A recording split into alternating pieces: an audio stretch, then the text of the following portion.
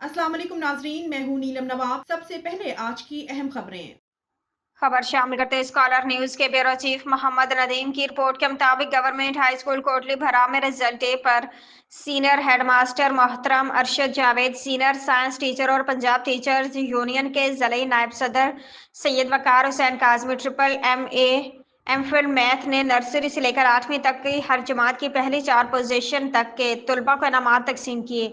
इसके अलावा हर जमात के मुकम्मल यूनिफॉर्म, हमदनात, मिली नगमा और तकरीर में पोजीशन हासिल करने वाले तलबा को अलहदा इनामात तकसीम किए गए। हेड मास्टर जनाब अरशद जावेद ने इस मौका पर तमाम पास होने वाले तलबा को मुबारकबाद दी और मोहतरम वालिदैन को खिताब करते हुए फरमाया कि आप माशरे में हमारा पैगाम पहुँचाएँ कि अपने बच्चों के बेहतरीन मुस्तकबिल के लिए गवर्नमेंट स्कूल में दाखिला करवाएं, क्योंकि गवर्नमेंट स्कूल हर लिहाज से बेहतरीन है।